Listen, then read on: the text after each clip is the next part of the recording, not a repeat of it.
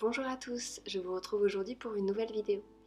Je suis accompagnée de Maë qui voulait absolument être sur mes genoux, mais je pense qu'elle redescendra en cours de route. On va parler de la situation actuelle, puisqu'on va parler de créer en situation de confinement et plus encore de créer malgré tout. J'ai reçu pas mal de messages depuis quelques semaines sur le fait que je comprends pas, depuis quelques temps j'ai plus de temps parce que je suis confinée chez moi et pourtant je n'arrive pas à écrire.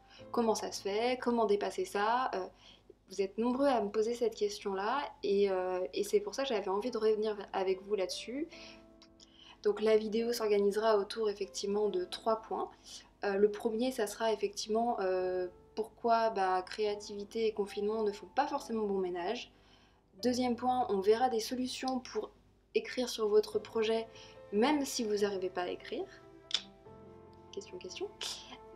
Et troisième point, on essayera de voir effectivement pour ceux qui n'ont pas de souci de créativité mais de motivation, comment réussir à s'asseoir au moins devant sa table de travail pour essayer de faire des choses quand même. Parce que c'est aussi une problématique que pour certains vous rencontrez. Voilà, donc passons tout de suite à la vidéo. Parce que vous êtes certainement bien placé pour le savoir, mais créativité ne se développe pas forcément avec le temps. C'est-à-dire que c'est pas parce que vous avez du temps dans votre vie que vous avez forcément de la créativité qui se développe. Moi, le nombre de fois où finalement j'ai eu des idées de projet alors qu'au final j'avais soit un examen genre dans 3 heures, soit un truc à gérer en catastrophe et pourtant la paf, l'idée du siècle. Et donc déjà de base, c'est pas parce que vous avez du temps que vous avez forcément de la créativité et l'envie de créer. Donc ça c'est déjà le premier point de base. Deuxième point, ça reste quand même une situation complètement inédite, donc forcément c'est très compliqué de savoir comment vous allez réagir face à tout ça. Vous n'allez pas forcément réagir comme vous le souhaiteriez, et c'est presque normal, et du coup faut pas forcément vous inquiéter. C'est normal d'avoir un temps d'adaptation. Alors là ça fait maintenant environ un mois qu'on est enfermé, qu'on est en confinement. Ça va encore durer pendant environ un mois puisqu'on vient d'avoir l'annonce, ça va durer donc jusqu'au 11 avril logiquement. Et du coup, on peut imaginer que voilà, on commence à s'être fait à cette idée-là, mais on peut aussi commencer à craquer parce qu'on commence à en avoir marre. Donc là où avant vous étiez peut-être stressé par tout ce qui se passait, maintenant vous êtes peut-être plutôt agacé. Donc là encore, créativité, moyen. Et enfin, dernier point, il y a toute la partie culpabilité qu'il faut quand même pas oublier de prendre en compte. Vous allez vous dire ah bah j'ai du temps donc je devrais écrire. Oh bah il y a plein de contenus qui me disent qu'il faudrait que je travaille, qu'il faudrait que j'écrive, qu'il faudrait que je me forme, qu'il faudrait que je commence à faire du sport, qu'il faut pas que je prenne du poids et tout le bazar. Donc en gros, si jamais vous vous sentez pas très à l'aise et que vous faites pas grand chose, et bah vous allez vite vous sentir un petit peu dans la culpabilité et potentiellement ça va vous bloquer d'autant plus.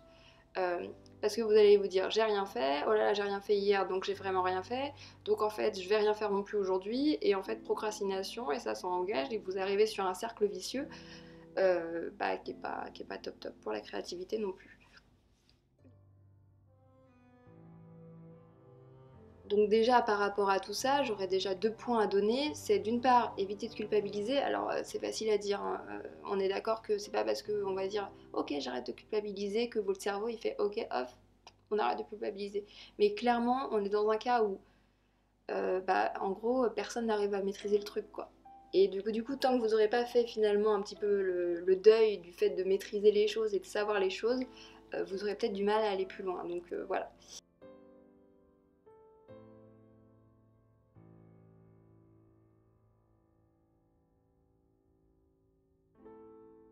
Et la deuxième chose, ça va être de choisir votre combat. Qu'est-ce que j'entends par choisir son combat? C'est qu'aujourd'hui, vous avez un tas d'injonctions à faire des milliers de choses. C'est-à-dire que vous allez avoir des vidéos qui vont vous dire il faut vous former, des vidéos qui vont vous dire il faut créer. Et soyons honnêtes, vous n'allez pas pouvoir tout faire. Parce que oui, vous avez un peu plus de temps que d'habitude, mais ça ne veut pas forcément dire que vous en avez déjà beaucoup plus, parce que pour la majorité d'entre nous, on travaille à côté. Enfin, vous avez peut-être les enfants, vous avez votre télétravail, vous avez potentiellement encore un travail à l'extérieur. Il y a encore des gens qui travaillent, il ne faut pas l'oublier. Donc, clairement, si vous faites tout ce qu'on vous recommande de faire, forcément, en fait, vous avez ni le temps et en plus, vous allez encore plus vous frustrer. Donc, j'ai envie de dire, choisissez vos combats. Si votre envie, c'est d'écrire un livre ou c'est de continuer votre texte, restez par ici, vous êtes au bon endroit. Mais voilà, il n'y a pas de... Merci Maë. Il n'y a pas d'obligation, on va dire. et ne vous mettez pas une pression à toute épreuve là-dedans, quoi. Donc maintenant qu'on a vu un petit peu les raisons qui pouvaient faire que votre créativité était un petit peu en berne et que votre motivation était un petit peu en berne, on va essayer de voir comment effectivement dépasser ces 2 points. Donc premier point, si votre créativité est en berne, comment on continue à travailler sur son texte malgré tout? Alors j'ai pour ça plusieurs pistes, plusieurs solutions. La première, elle est assez simple. Première solution, ça va être tout simplement de relire votre texte. Ça va être tout simplement de relire votre texte. C'est pas quelque chose qui va être très compliqué à mettre en œuvre, c'est juste, voilà, si vous avez déjà commencé à écrire un texte, relisez-le, tout simplement. Même s'il n'est pas terminé, même s'il manque la relecture, voilà, relisez juste le, ça va vous permettre de vous remettre en contact avec vos textes, peut-être que ça va vous donner envie de retravailler dessus d'ailleurs, de le revoir et vous dire ah mais il y a plein de trucs qui vont pas. Ça va peut-être vous donner envie de le lire ou alors au contraire de le mettre au placard, c'est pas un problème. Deuxième point, à partir de cette lecture, ou pendant cette lecture, vous allez aller la noter, vous allez rechercher les choses qui ne vont pas, les points que vous aimeriez améliorer. Je vous conseille aussi d'aller regarder les choses que vous aimez. C'est-à-dire qu'en fait, si vous passez votre temps à avoir du négatif dans ce que vous faites, à un moment, ça va être quand même difficile à gérer. Donc essayez aussi de repérer les choses que vous aimez dans ce que vous avez fait. On va entendre un petit peu de bruit à l'extérieur parce qu'il est pile 20h et c'est le moment où tout le monde applaudit et dans mon quartier, ils font quand même un peu de bruit. Donc si vous entendez des casseroles et des choses comme ça, c'est normal. C'est le merci au personnel soignant. Voilà, je sais pas si vous allez l'entendre. Donc, voilà. Voilà, par exemple. Oui, ils tirent aussi des feux d'artifice. Ils sont très forts aussi. A few moments later. Bon, ils ont fini de faire sauter le quartier, donc on va pouvoir reprendre. On en était donc à notre petit point 2. Petit point 3, j'ai nommé la préparation. Vous allez pouvoir, sans une créativité débordante, sans être obligé de vous remettre à écrire, retravailler l'ensemble de vos fiches de préparation. C'est-à-dire vos fiches personnages, vos fiches lieux, votre chronologie, tout ça, votre synopsis aussi par exemple. Tout ça, vous allez pouvoir recommencer à le travailler un petit peu parce que c'est des choses qui vont être un petit peu moins lourdes que votre texte complet à travailler. C'est quelque chose qu'il faudra que vous fassiez de toute façon, donc autant que vous le fassiez maintenant que jamais. Quatrième point, n'hésitez pas à vous documenter. Lire des choses, regarder des documentaires, vous informer. Ça, c'est toutes des choses qui sont assez accessibles, pas trop compliquées à faire, qui vous demanderont plus ou moins de temps selon ce que vous faites pour vous documenter, mais qui vont vous permettre de continuer à vous mettre dans l'ambiance de vos textes sans pour autant être obligé d'être à 100% et d'être particulièrement créatif. Mais tu fais trop de bruit. Cinquième étape, imaginez la suite de votre texte. En fait, si vous n'avez pas encore terminé l'écriture de votre texte et que vous êtes encore en phase d'écriture, pourquoi pas, après avoir relu votre texte, vous lancez plutôt dans toute la partie, imaginez la suite. Il est possible que vous ayez déjà fait synopsis, mais il est possible que vous ayez un petit peu écrit au fur et à mesure et qu'il n'y ait encore pas tout qui soit bien au clair. Pourquoi pas prendre du temps pour juste laisser vagabonder vos pensées et vous remettre dans votre histoire. On dit souvent que l'ennui est un bon moyen de finalement pousser un petit peu plus ses idées, donc pourquoi pas profiter d'avoir moins de choses à faire, d'avoir plus de temps mort pour continuer à réfléchir sur votre texte. En sixième possibilité, vous avez l'idée de penser à l'après. C'est-à-dire que vous avez peut-être aujourd'hui l'ambition de publier votre roman. C'est-à-dire soit l'auto-éditer, donc le faire vous-même en maîtrisant toute la chaîne de A à Z, soit plutôt de passer par une maison d'édition et donc de soumettre votre roman à une maison d'édition. Et quelle que soit finalement la solution que vous allez choisir, il va bien falloir que vous vous renseigniez sur ces options. Pourquoi pas utiliser ce temps pour finalement vous renseigner sur les différents modes de publication pour pouvoir anticiper la suite. Ça peut être soit faire une liste des maisons d'édition que vous appréciez, soit vous renseigner sur l'auto-édition pour essayer de choisir la plateforme qui vous intéresse le plus. J'ai toute une série sur l'auto-édition sur mon blog, donc je vous la mets en barre d'infos en dessous. Et par ailleurs, je vais certainement faire une autre série, puisque l'idée c'est aussi de vous montrer comment utiliser son propre site internet pour vendre ses livres, pour éviter d'être dépendant d'outils comme Amazon ou Kobo. Et donc clairement je vais essayer de vous faire des textes là-dessus, mais j'avais notamment écrit un article que je vous mets aussi en barre d'infos du coup, sur cette partie-là, sur comment avoir un site web qui finalement permet de vendre ses propres textes pour éviter de verser des pourcentages assez importants quand même à des plateformes comme Amazon ou comme Kobo. Et dernier point, non des moindres, donc on est au 7e point il me semble, l'idée est d'écrire autre chose. Il est possible tout simplement que, c'est une solution que je vous donne assez souvent quand je vous parle un petit peu des solutions qui existent pour écrire votre texte, mais il arrive qu'on soit bloqué tout simplement parce que notre texte ne nous intéresse plus, parce que notre texte ne nous plaît plus, ou parce que tout simplement on n'a plus envie, enfin... Et du coup, à ce moment-là, si vous avez un autre texte qui aujourd'hui vous donne plus envie de l'écrire, pourquoi pas vous lancer.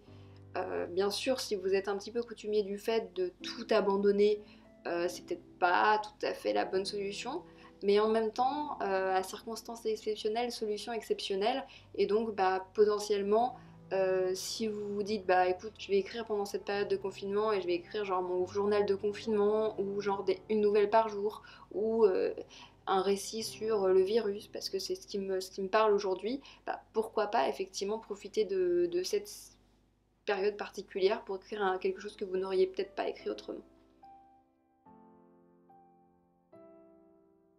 Voilà. Alors, on arrive à la troisième partie de cette vidéo et si juste avant je vous ai parlé un petit peu de quoi faire en cas de trouble de votre créativité, maintenant j'aimerais vous parler des solutions que vous avez si c'est la motivation et rien que le fait de vous asseoir à votre table de travail qui vous embête. J'ai pas forcément de solution miracle, mais je vais vous en donner quand même quelques-unes. Alors la première, je vous l'ai déjà donnée dans le point précédent, mais je vous la redonne, c'est juste relire votre texte, parce que ça, vous n'avez pas besoin d'être assis à votre bureau pour le faire.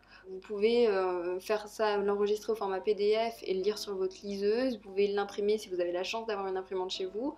Enfin, vous avez plein de solutions pour éviter d'avoir à vous poser à votre table, et du coup, plutôt le faire sur le canapé, avant d'aller vous coucher, le matin au réveil.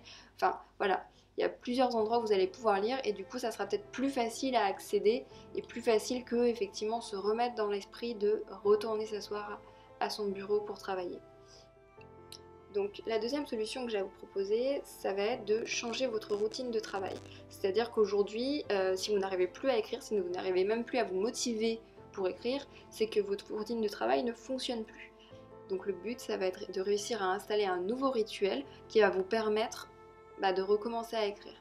Et pour cela, vraiment, moi ce que je vous conseille de faire, c'est de réussir à trouver ce qui faisait que dans votre routine précédente, vous arriviez à écrire. Moi par exemple, l'une des raisons qui faisait que j'arrivais à écrire par exemple dans les transports très souvent, c'était cette impression de ne pas perdre de temps. C'est-à-dire que j'avais l'impression d'être efficace parce que en fait, le temps des transports pour moi était un peu perdu puisque j'étais obligée de m'asseoir dans le métro pendant 45 minutes pour aller au bureau.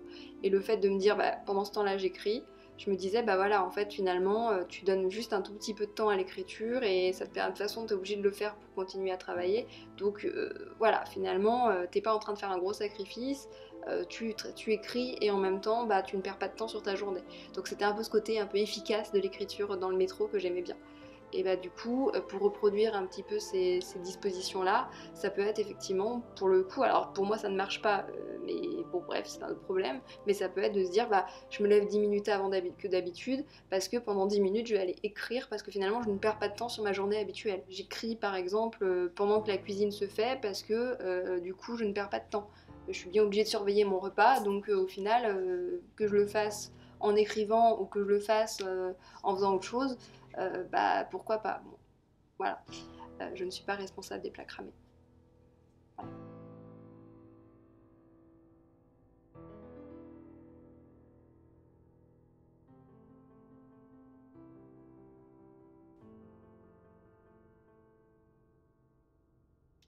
On arrive doucement à la fin de cette vidéo.